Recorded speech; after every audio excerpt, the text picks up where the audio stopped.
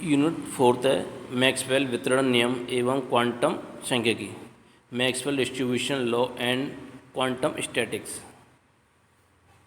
Introduction. सांख्यिकी यांत्रिकी किसी निकाय की स्थूल अवस्था के व्यवहार तथा उनके संगठन कणों की सूक्ष्म अवस्था के बीच संबंध बताती है। हम चिरसम्मत यांत्रिकी यानी क्लासिकल मैकेनिक के नियमों को एक ऐसे भौतिक निकाय जिसमें असंख्य कण, असंख्य मतलब इलेक्ट्रॉन पर लागू कर सकते हैं। इस प्रकार की समस्याओं का निराकरण सांख्यिकीय भौतिकी या फिर सांख्यिकीय यांत्रिकी में करते हैं।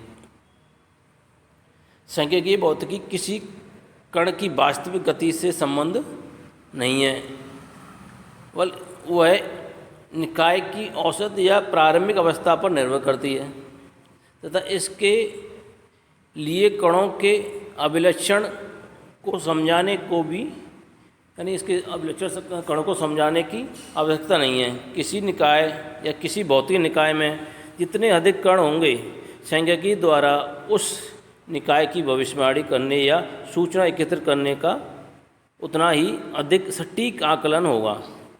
क्वांटम सिद्धांत के उदय से पहले मैक्सवेल, बोल्ट्जमैन, गिब्स आदि ने जिस सांख्यिकी का प्रयोग किया उसे क्लासिकल सांख्यिकी या मैक्सवेल बोल्ट्जमैन सांख्यिकी कहते हैं। सांख्यिकी यांत्रिकी को किसी क्लासिकल निकाय जैसे गैस तथा क्वांटम निकाय जैसे धातु में मुक्त इलेक्ट्रॉन में सभ्यता से प्रयुक्त किया जाता है। 3 प्रकार के कणों के आधार पर सांख्यिकी भी 3 प्रकार की होती है। नंबर 1, मैक्सवेल बोल्ट्जमैन सांख्यिकी। यह एक ऐसे प्रभेद कणों वाले निकाय पर लागू होती है। ये कण किसी भी स्पन के हो सकते हैं। गैस के कण इस समूह में आते हैं।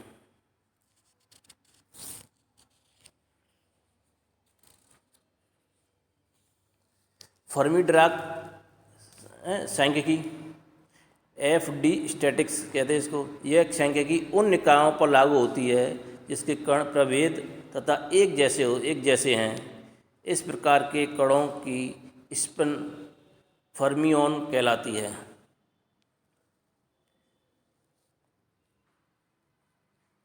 फर्मियन पाउली अपवर्जन नियम का पालन करता है। बोस-आइंस्टीन सांख्यिकी, BE स्टैटिक्स। यह सांख्यिकी उन एक जैसे कणों पर लागू होती है जो आपस में अप्रभेद होते हैं। इनकी स्पन शून्य अथवा पूर्ण गुणज होती है, यानी पूर्ण गुणज होगी 1 2 3, हाफ यानी पॉइंट में नहीं होगी। जो कण इस सांख्यिकी का पालन करते हैं बोसोन कहलाते हैं, जैसे फोटोन, ग्रेविटॉन, पाओन आदि। क्लासिकल या मैक्सवेल बोल्ट्जमैन सांख्यिकी। माना कि एक निकाय में प्रभेद अभिन्न अणुओं की बहुत बड़ी संख्या N है। ये कण MB सांख्यिकी द्वारा नियोजित होते हैं। क्लासिकल सांख्यिकी में कला कोष्ठका यानी फेस सेल का आयतन बहुत कम होता है। इतने कम आकार के कारण कला कोष्ठका की संख्या कणों की संख्या की तुलना में बहुत अधिक होती है।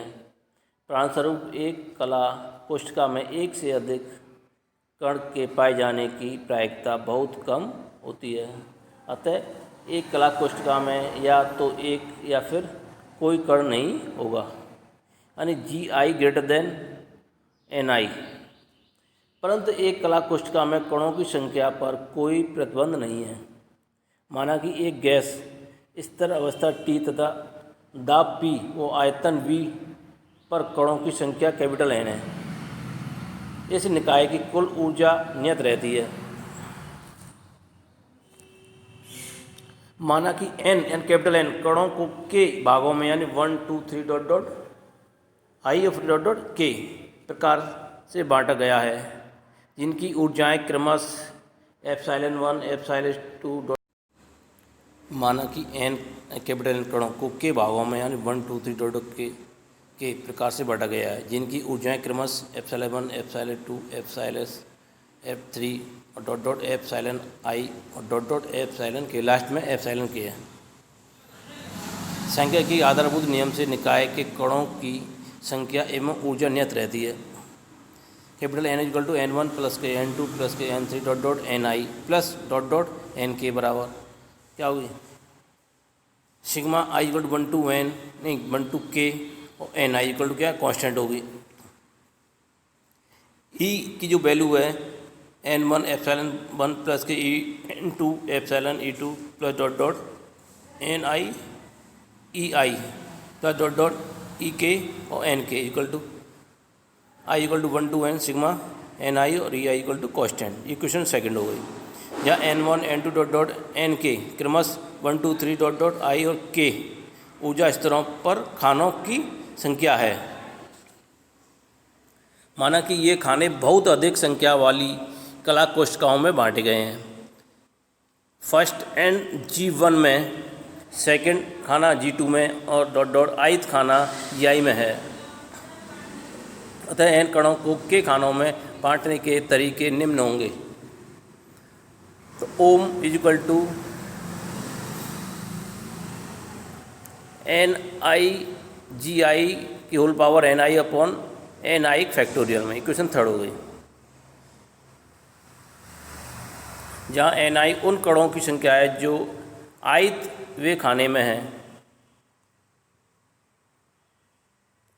समीकरण थर्ड यानी इक्वेशन थर्ड का लॉग लेने पर लेंगे तो क्या होगा log ohm equal to log N factorial I equal to 1 to N log Ni सारी वैल्यू किसमें factorial plus sigma I equal to 1 to के Ni लॉग Gi।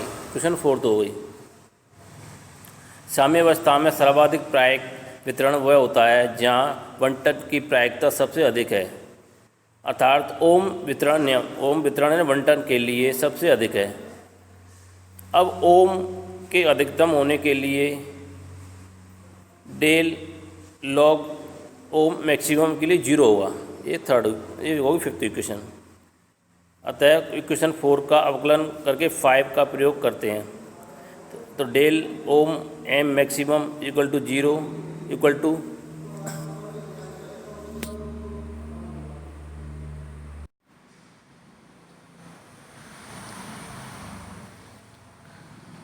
किसी कोष्ठिका में कणों की संख्या कैपिटल N या निश्चित है तब क्या होगा del log ohm maximum minus के I से लेकर 1 और K तक del I log I plus del Ni minus के डेल Ni माइनस के डेल Ni लॉग Ni। इसको पूरे को सॉल्व किया तो आया माइनस के sigma I equal to 1 to N log Ni upon Gi और बाहर ब्रैकेट के del Ni equal to 0। Equation 6 हो गई। लैग्रेंज विधि का प्रयोग करने पर इक्वेशन फर्स्ट एंड सेकंड को बीटा से गुणा करके हम जो प्राप्त होगा तो plus I equal to 1 to N के यानी सिग्मा की जो है alpha del Ni equal to 0। Equation third हो ये 7 हो गई। या फिर plus sigma I equal to 1 to के beta epsilon I del Ni equal to 0। 8 equation हो गई। इक्वेशन 7 हुआ 8 को 6 में से घटाने पर